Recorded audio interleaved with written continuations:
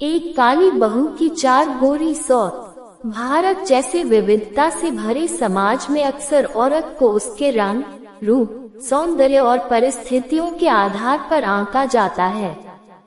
ये कहानी एक ऐसी बहू की है जिसे सिर्फ इसलिए ताने दिए जाते हैं और दुख सहना पड़ता है क्योंकि उसका रंग गोरा नहीं बल्कि सांवला काला है। ये कहानी सामाजिक सच्चाई को उजागर करती है और हमें सोचने पर मजबूर करती है कि क्या वास्तव में इंसान का मूल्य उसके रंग से तय किया जाना चाहिए या उसके कर्मों और स्वभाव से। कहानी की शुरुआत एक छोटे से गांव में रामलाल नाम का आदमी रहता था। परिवार में उसकी माँ, सास, उसकी पहली पत्नी यानी काली बहू और बाद में 4 अन्य औरतें गोरी सौतें आ गईं। जब रामलाल की पहली शादी हुई थी तो उसकी माँ ने गरीब घर से एक मेहनती और गुणी लड़की को बहू बनाया। ये बहू दिखने में भले ही सांवली काली थी, लेकिन उसका मन बहुत पवित्र था। वह सुबह से शाम तक घर के सारे काम करती, खेतों में मदद करती, चूल्हा चौका संभालती और परिवार की देखभाल करती। लेकिन उसकी सबसे बड़ी कमी मानी गई उसका रंग। सास को लगता था कि बहू के काले रंग की वजह से उनका मान सम्मान गांव में कम हो जाएगा। सास के ताने।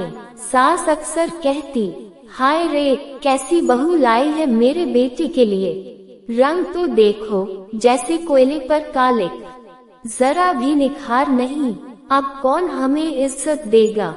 काली बहू ये सब सुनकर चुपचाप सहन कर लेती, आंसू बहाती, लेकिन फिर भी अपने कर्तव्य से पीछे नहीं हटती।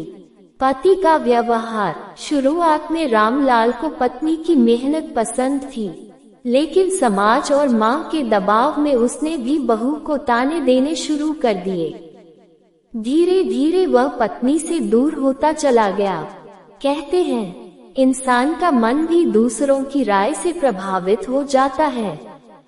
गांव के लोग मजाक उड़ाते, रामलाल, इतनी गोरी गोरी लड़कियां हैं, तुझे काली बहू ही मिली।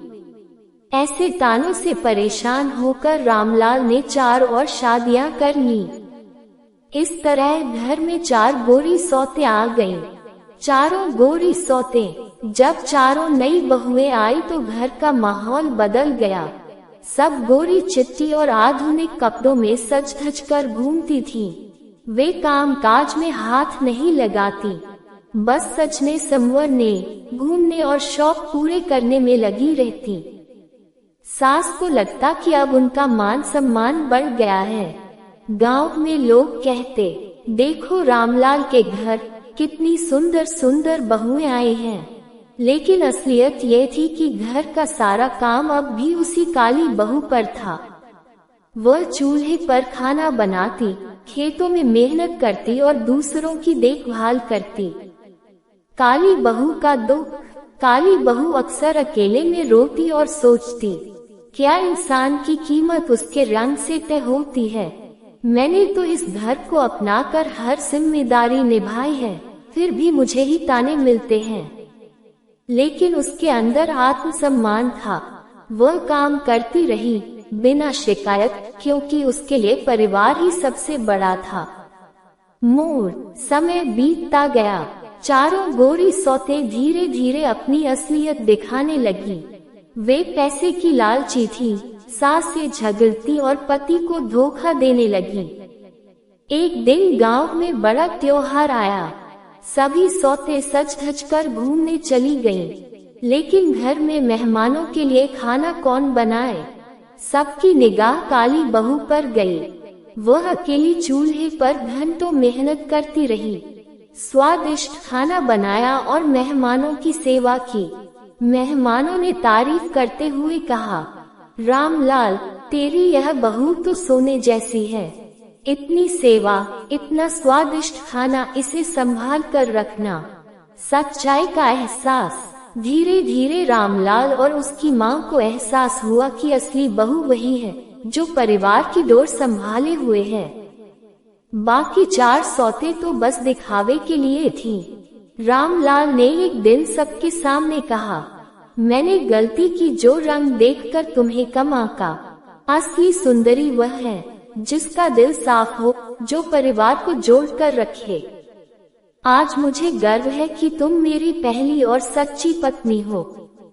संदेश: इस कहानी से हमें ये सीख मिलती है कि सौंदर्य का असली रूप दिल की पवित्रता है, न कि रंग रूप। दूसरों की बातों में आकर हमें अपने रिश्तों को नहीं तोड़ना चाहिए। औरत की असली पहचान उसके कर्म और त्याग में है, न कि उसके चेहरे की चमक में। समाज को रंगभेद जैसी बुराई से ऊपर उठना चाहिए।